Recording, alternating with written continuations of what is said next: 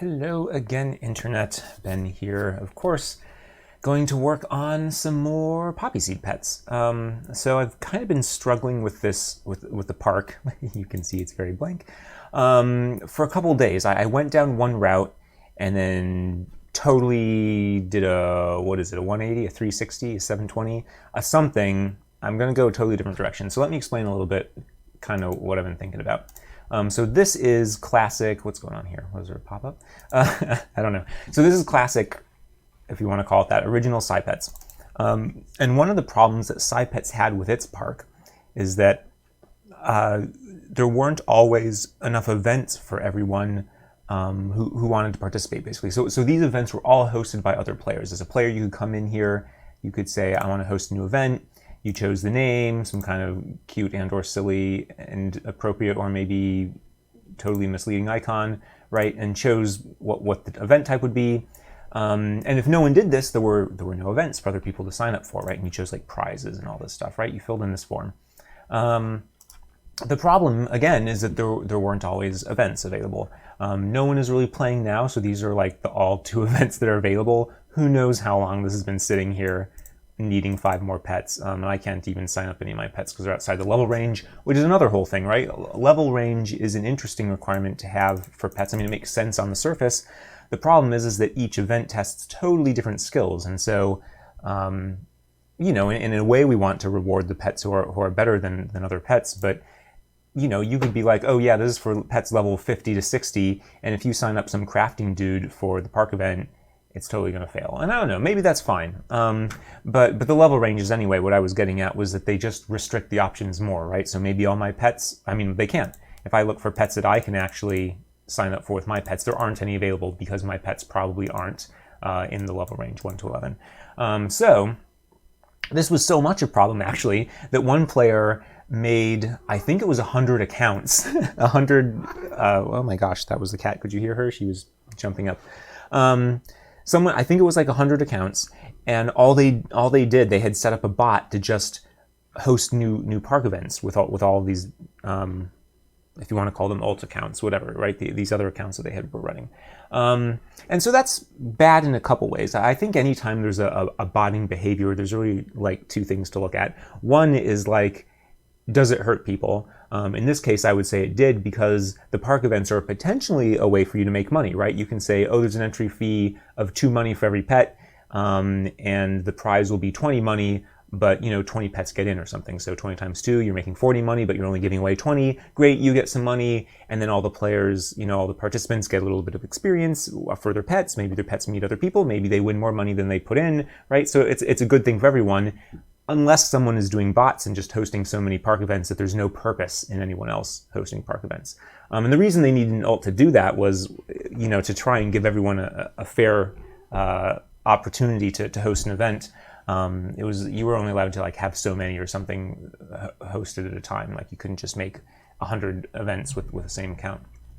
So that's a problem, right? Okay, so anyway, so that's the first thing to look at. Is it hurting anyone? Because if the botting is hurting other players or even your own servers or something, then yes, absolutely stop it. But the second thing is, people don't make bots just for like shits and giggles. Maybe they do. In some cases they do. But in a lot of cases, bots are made to solve a problem that a player perceives in the game. And it's possible that their perception is wrong for some reason. But like one thing, for example, is there are often bots in MMOs that are out there grinding for gold because the problem that players perceive is, I don't have enough money and I want more. But of course, when if you just let bots do this on a large scale, then you have inflation, and then so they really don't, the solution just causes the problem again. So really, the player thinks that's what they want, but they really just harm themselves and the game at large.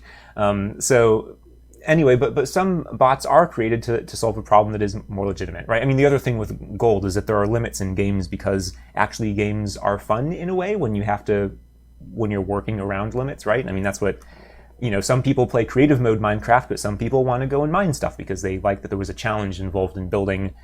Right, so different people play in different ways, right? Minecraft is actually an interesting example because they allow people to choose what kind of challenge do they want. Do you want the architectural challenge but infinite resources, or do you want like the resource challenge, right? So you can choose. For a web game, maybe you can choose. I mean, some MMOs, I guess in particular, I wasn't expecting to talk about any of this, but here we go. But some MMOs, right, they'll have like role-playing servers, or Dofus has servers that are like, okay, here's like a normal server, do whatever, and then there's another server where it's permadeath. If your character dies, then you have to start all over again, right? So you can choose your challenge in some senses.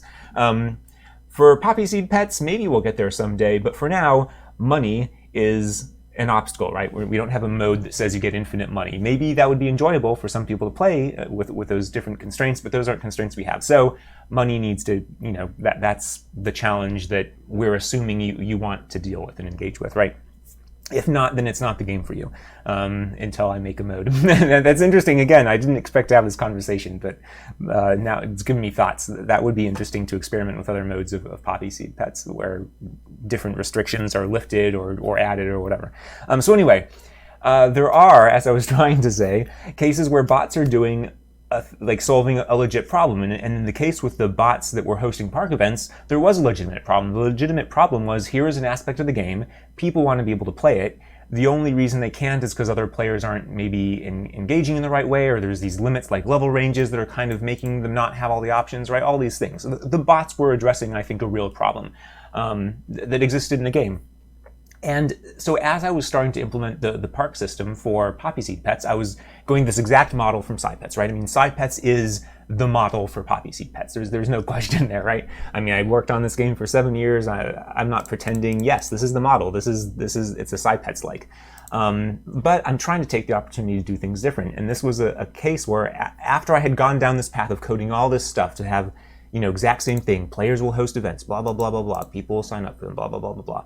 I realized, wait, I can do this different. Let's address the problems that were present in original SciPets. I mean, that's why I started making Poppy Seed Pets to begin with, is I saw problems like this game here, SciPets, is completely unusable on mobile. It doesn't scale down to a mobile perspective at all, right? I mean, you've got these fixed columns. Yeah, I mean, it's a design from the early 2000s, late to 2010ish at the latest, right? I mean, it's super old in a lot of ways. And so I was like, yeah, when I make it, for sure, I'm going to make sure that it's mobile friendly, which means a lot of changes, actually. It means that you can't have a house full of 1,000 pets or something, right? Or like items like this. Yeah, we have a lot of items in Poppy Seed Pets, and I have experimented with totally different inventory systems, but I like the variety of inventory. We just have to limit it less than whatever it is. I don't even know what the limit is here. 1,000? Sorry, I'm probably scrolling so fast it's making me dizzy. Yeah, it is. I can have 998 space worth of items, and in this game, every item has like a different amount of size, and so whatever, it's madness. It's complexity for the sake of complexity, not for fun, I would argue. So there's things like that I'm changing, right? So anyway, back to park events. This is another thing I can change and make better. We have this problem. People weren't hosting enough events to keep things interesting. We are especially going to have that problem now in Poppy Seed Pets because there's just so few players. If we go back, let's go to actual... Yeah, this is live. Sorry, this is my local copy of Poppy Seed Pets, so there aren't, I'm the only player. But if we go back here, there's like 15 or something players, less. Oops, I've been logged out. Log me back in, please. Directory. And my pets are up to all kinds of stuff. Where are my icons? 14, right? 14 players aren't going to be able to host... there's my icons. I was like, why am I not seeing stuff? And I don't know, maybe because everyone only has like 1 or 2 pets, it would work out. But,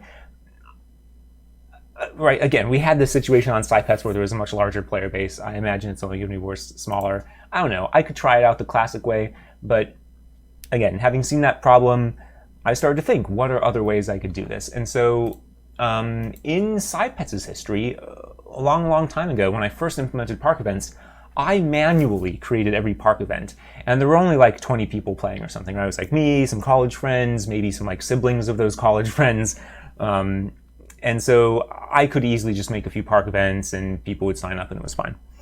And later, I added the ability for players to host them because I was like, I can't possibly do this on my own, right? I can't keep up with the number of players now. But game-hosted events, like it doesn't have to be something.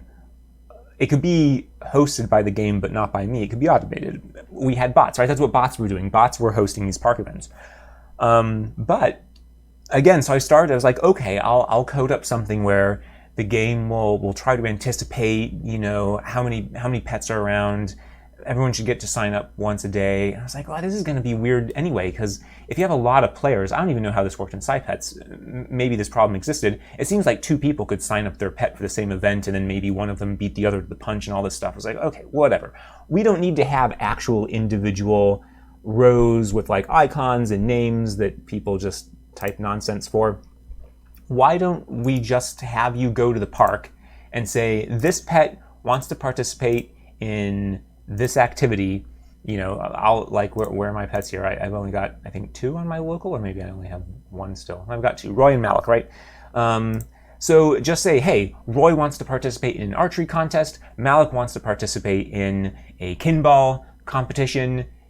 Done. And that's all you have to do. It doesn't matter. It's like, oh, but are there slots? Like, what does that mean? We don't need slots, right? Like, we don't have to pre-make the space. We can instead say, just tell me what you want, player. And then the game can, on some interval, say, great, I've now got 12 people that want to play kinball. That's how many people I need to play kinball. Let's make a kinball event happen with these 12 pets. And then when the next 12 people, or maybe it gets to that point and says, there's like 208. Okay, what's 208 divided by 12? There's some remainder, so we won't count those guys, but we'll take the ones we can, and just run the event every, I don't know, it could run every 5 minutes, 10 minutes, 15 minutes. I don't know. That's flexible. I can change that easily. But the point is just have no limits. Let the player say, this is what I want to do. This is what I want my pet to do. It doesn't matter. It's like, oh, but no one's hosting an event, blah, blah, blah. Don't even worry about it, right? Just like let the game do it. The cost is, there is a downside. The downside is that players, it sounds like, wouldn't be able to host events and have those opportunities to like make money or like do their own funny themed thing. At the kind of the height of SciPets, there were guilds, essentially, if you want to call them that. They were inspired by guilds, but they were, there isn't any like PvP aspect. Well, unfortunately in SciPets there were some, but guilds weren't involved. But they were really just ways for players to have their own personal message board where they could do things. And I'm pretty sure people would host park events like, this is a park event hosted by this guild, if I'm remembering correctly. It's possible I've got that detail wrong. But anyway, right, so those are things we would lose by having this different park system where it's like, there's not even a thing you pick. It's just, I just want my pet to do it, go, and what will the prizes be? That's another problem. That's something I haven't solved, right? Like here at the park event, you can see, okay, there's a 15 money entry fee, and here are the prizes I would get with hover, which by the way isn't good for mobile, so that's another thing where it's like, oh, that doesn't work. I don't know if these work on click if you're on a mobile device, but anyway, so you could see that and be like, oh yeah, I like those prizes, I like that money, I'll sign up for that one. I think in practice, at least for me, maybe other players did this differently, when I was looking at park events, I was just like, as long as the fee isn't exorbitant, I'll just do it because I just want my pet to participate in things and get experience. So really the prizes didn't even matter, so that would kind of be an argument for, it doesn't even matter, just let me say I want to go to an event, right? But I'm sure some people did, and for sure there were some interesting events that people would host. So anyways, we lose those kinds of details by doing this different park system, but at the same time, that isn't to say that this is the only park system. There could be 2 kinds of park events. We could make park events that are game hosted and park events that are player hosted, and both could live side by side. I think that because this is new and because it seems to address some problems, that this new park system idea is what I want to start with. So player hosted events anyway, I was figuring I would do later because that requires making a whole UI and everything for players. So it's just more work. So I guess what I'm saying is, even if I was going to do this style of park event where people could make their own, I wasn't going to let people make their own until later anyway, because it's more UI. But whatever, it doesn't matter. I don't think people on Poppy Seed Pets are like, holding their breath, waiting for like these individual features to be implemented. So I think the delay is fine, but I guess what I'm saying, it kind of reassures me a little bit. It's like, well, I'm not delaying things for players more by doing it this way, because I was going to make players able to host events later anyway, right? Does this make sense? How long have we been talking? Oh my God, it's been 14 minutes. Let's start coding this thing. Hopefully that all makes sense. You know what? Actually, let's not. So this was an interesting video, maybe in its own right. I talked about what the hell I'm going to do, but didn't actually do it. So maybe I'll make these separate. If you want to see me code the thing, then that will be the next video. But if this explanation was happy for you, and you're like, oh, cool, that's what Ben is thinking. That's how he's developing, that kind of stuff. Oh, ooh, the inside view. I don't know. I guess I find that stuff interesting in other games too, right? Like I don't really play League of Legends anymore, but I still love reading their change logs and seeing their developer videos. It's just interesting to hear what they're doing and why they're doing. I just find that stuff fascinating. So maybe this video can be that for you. And then if you are more programmingly inclined, you can watch the next video, which I'm about to record right now, where I actually implement this thing, and I don't even know how long it's going to take. It'll probably take a horrible amount of time. So thank you for watching this far and further if you do that as well, and goodbye.